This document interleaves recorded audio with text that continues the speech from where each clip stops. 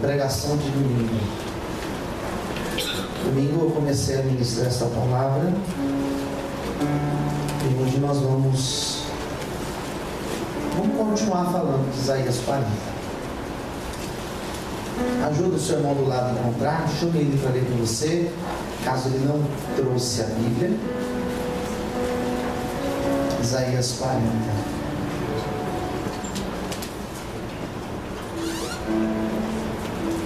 Graças a Deus.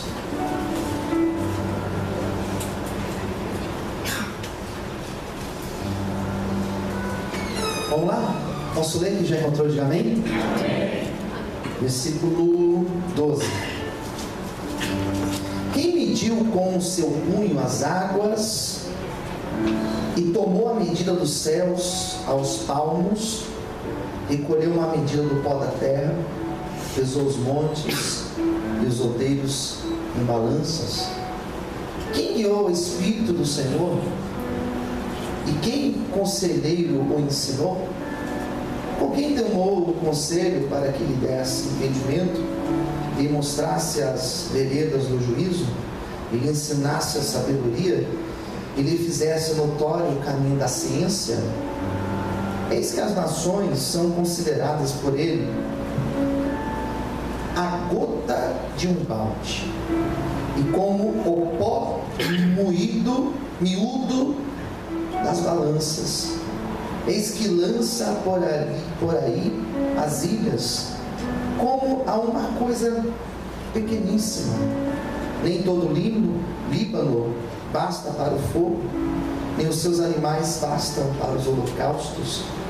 Todas as nações são como nada perante ele. Ele considera-as menos do que nada, e como uma coisa vã. A quem, pois, farei semelhante a Deus? Ou a quem comparareis? O artífice grava a imagem, e o ourives a cobre de ouro, e as cadeias de prata funde para ela. O empobrecido que não pode oferecer.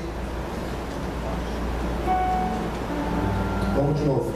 O empobrecido que não pode oferecer tanto, escolhe madeira que não se corrompe. Artífice sábio busca para gravar uma imagem que se não pode mover. 21. Porventura não sabeis? Porventura não ouvis?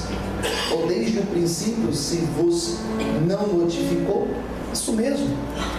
Ou não atentastes para os fundamentos da terra? Ele é o que está assentado sobre o globo da terra, cujos moradores são para ele como gafanhotos. E ele é o que estende os céus como cortina, e os desenrola como tenda, para neles habitar. O que faz voltar ao nada os príncipes, e a torna coisa vã os juízes da terra. E não se plantam, nem se semeiam, nem se arraiga na terra o seu tronco cortado. Sopra sobre eles e secam-se, e um tufão como pragana os levará. A quem, pois, farei semelhante, para que ele seja semelhante? Diz o Senhor. Levantai aos altos os olhos e vede quem criou estas coisas, quem produz por conta o seu exército, quem todas chama pelo seu nome, por causa da grandeza das suas forças e pela fortaleza do seu poder, nenhuma faltará. Porque, pois, dizes, ó Jacó, e tu falas, ó Israel, o meu caminho está encoberto ao Senhor, e o meu juízo passa de largo pelo meu Deus. Não sabes, não vistes, que o eterno Deus, o Senhor, o Criador dos confins da terra, nem se cansa, nem se fatiga? Não há esquadrinhação do seu entendimento. Todos digam amém? Amém. Vamos orar? Feche os olhos. Fala conosco, Senhor, nesta noite, pela Tua Palavra, pelo Teu Espírito Santo. Revela, Senhor, o teu querer às nossas vidas. Ministra esta palavra ao nosso ser, Senhor. Abençoe aqueles que agora me ouvem, aqueles que me assistem, aqueles que estão agora acompanhando a transmissão deste culto, de qualquer parte do planeta que estiver acompanhando, Senhor. Fala conosco, eis-me aqui, usa a minha vida, Senhor, desta vez, mais desta vez, em nome de Jesus, amém. Vamos aplaudir o Senhor essa noite. Amém, queridos? É diferente esse texto. A primeira parte do texto que eu li para vocês, domingo à noite, é uma profecia. A primeira parte desse texto era uma profecia que trazia consolo, trazia ânimo. Por isso que o texto lá de Isaías 40, versículo 1, começa com consolai, consolai o meu povo. Uma palavra de consolo, de acalento, para eles renovarem a esperança em Deus, para que eles voltassem a acreditar em Deus, para que eles voltassem a orar e buscar a presença do Senhor. Então, o começo desse texto, os primeiros 11 versículos, falam justamente disso. Uma palavra de ânimo, uma palavra de fato, para levantar aquele povo que estava no cativeiro da Babilônia por 70 anos abatido.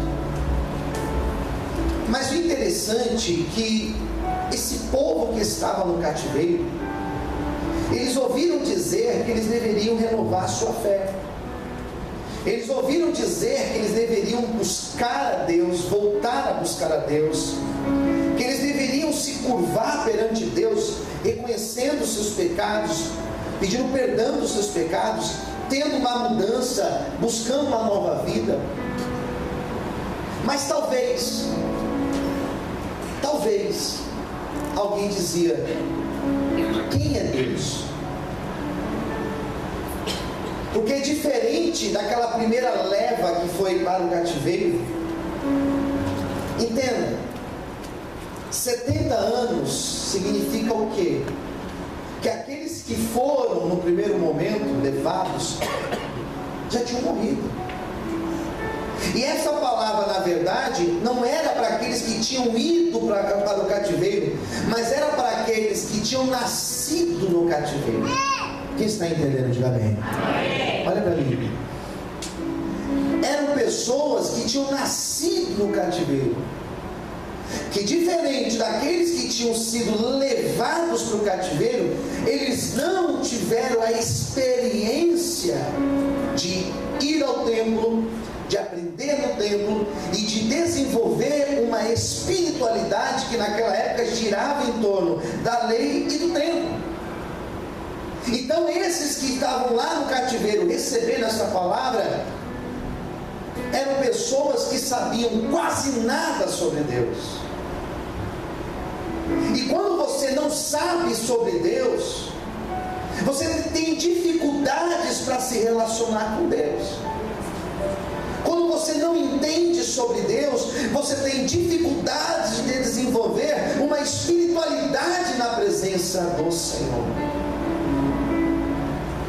Tenta imaginar casar com uma pessoa você nunca viu, você nunca conversou, você nunca tocou, e simplesmente pega, vocês vão casar agora. A probabilidade de dar certo é muito difícil, isso. Porque conhecendo já é difícil. Quem concorda, diga amém. Conhecendo, a gente tem cada surpresa e fala: meu Deus, se eu soubesse que era assim, tinha pegado a outra lá que estava mais fácil. Se soubesse. Vamos voltar para o texto. Isso aqui não é culto para casais. Imagine relacionar-se com Deus sem saber quem é Deus. É mais ou menos eu dizer: você tem que buscar a Deus. Você me responde: quem é Deus? Eu falar para você: crê em Deus. Você fala assim: mas que Deus que eu devo crer? Esses deuses aqui da Babilônia, essas imagens que nós estamos enxergando aqui na Babilônia, são esses deuses? Não, não são esses deuses. Porque o Deus que eu estou aqui falando para vocês é o Deus e ele apresenta esse Deus. Então esse trecho que eu li para vocês é a profecia de Isaías apresentando quem é Deus. Ontem a minha esposa, a pastora, ministrou Salmo 139. E eu nem me atentei no detalhe do Salmo 139. Queridos, o salmo que ela pregou ontem, isso é sem combinar, é o que eu li para vocês aqui. Amém. Porque esse texto, da mesma forma que o Salmo 139 apresenta Deus, esse texto apresenta Deus. Quem está entendendo, diga amém. Amém. O que ele fala sobre Deus? Resumindo, que Deus é sábio, não é que Deus ele é inteligente, é que Deus ele é o dono de toda a sabedoria, e a sua sabedoria ele é perfeita, ele articula as coisas de uma maneira tão perfeita, é mais ou menos uma engrenagem perfeita. Já viu a engrenagem de um relógio? É como aquela engrenagem de um relógio que uma peça vai girando, movimentando a outra, que movimenta a outra.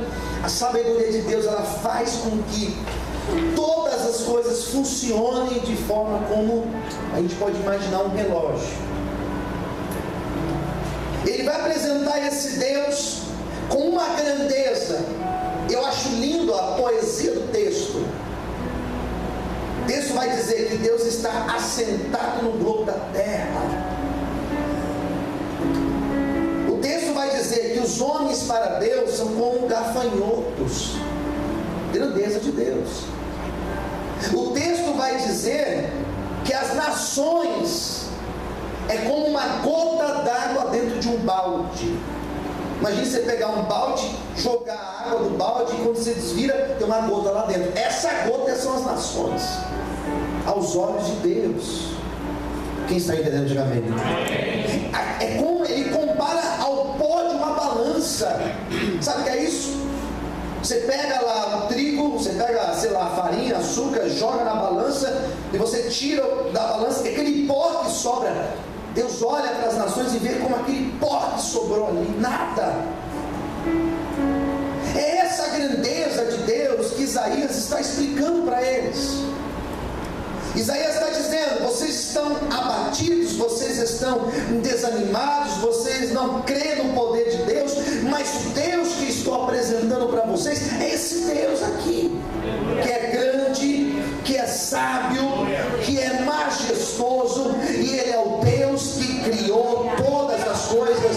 Ele não é o Deus que tem poder, Ele é o Deus que tem todo o poder. E o Deus que eu estou pregando aqui nessa noite de hoje é o Deus que tem todo o poder nas mãos, poder para curar uma dor de cabeça, mas poder para curar o câncer, para curar a AIDS. É o Deus que tem poder de restaurar um casamento que está acabado, é o Deus que tem poder de quebrar um coração que é de pedra, de rocha, é o Deus que é capaz de visitar alguém que está lá no outro lado da cidade, no outro lado do país, outro lado do planeta.